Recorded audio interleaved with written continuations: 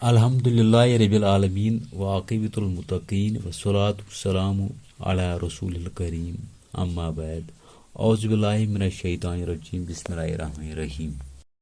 پردہ اور اس کی اہمیت۔ پردہ رکھنے کی نسبت خداوند کریم نے قرآن حکیم میں حکم بخشا ہے۔ انسان کو ایک طرف اپنے آپ کو پردہ رکھنے کا حکم دیا گیا ہے، اسی کے ساتھ ساتھ دوسروں کو پردہ رکھنے پر زور دینے کا حکم ہے۔ پردہ رکھنے کے مختلف طریقے ہیں۔ آج کل کے زمانے میں لوگ ہوٹلوں اور کھلے میدانوں میں کھانا کھانے کو تہذیب اور فیشن سمجھتے ہیں۔ ان کو یہ پتہ ہی نہیں ہے کہ کھانے کے وقت پردہ کی کیا اہمیت ہے۔ قرآن حکیم میں انسان کو دو حصوں میں بانٹا گیا ہے، ایک مرد اور دوسرا حصہ عورت کے روپ میں، اگرچہ دونوں کو الگ الگ طریقوں سے پردہ رکھنے کی ہدایت دی گئی ہے، مگر عورت کے اوپر پردہ کی اہمیت مردوں کی نسبت کچھ زیادہ ہے۔ عورت کا پردہ ہر طرح سے ہونا چاہیے۔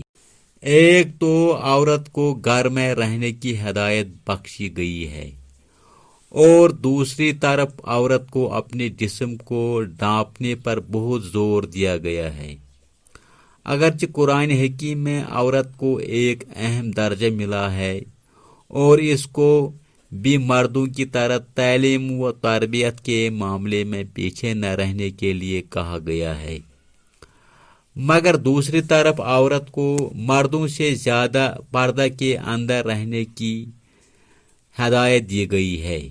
اگرچہ مرد قرآن مجید کی تلاوت بلند آواز میں بھی کر سکتا ہے، مگر اسی کے ساتھ ساتھ عورت کو دھیمی آواز میں خداوند کریم کی عبادت کرنے کو عورت کو اس دھیمی آواز کو بھی پردہ کا ہی نام دیا جا سکتا ہے۔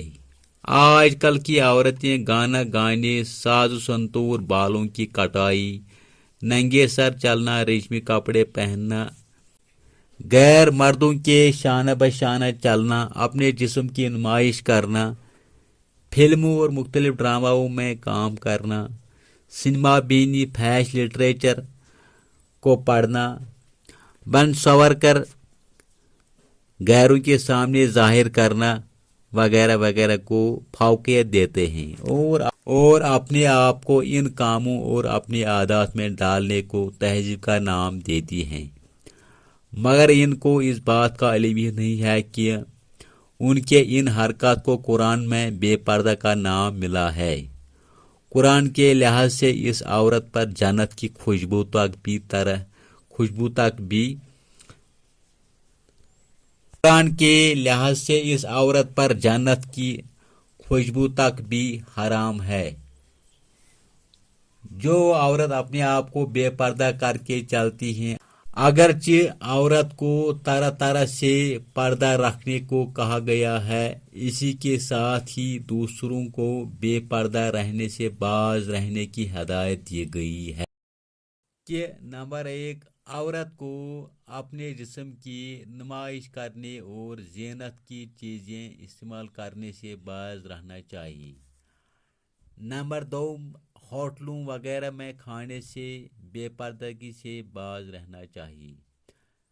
نمبر 3، چلتے وقت، بات کرتے وقت، عبادت خدا کے وقت پردہ کو دھیان میں رکھنا چاہیے۔ نمبر 4، گھر سے باہر جاتے وقت اس بات کا خیال رکھنا چاہیے کہ کیا میں بے پردہ تو نہیں ہوں۔ نمبر 5، دوسروں کو بھی پردہ کی اہمیت کے بارے میں آگاہ کرنا چاہیے۔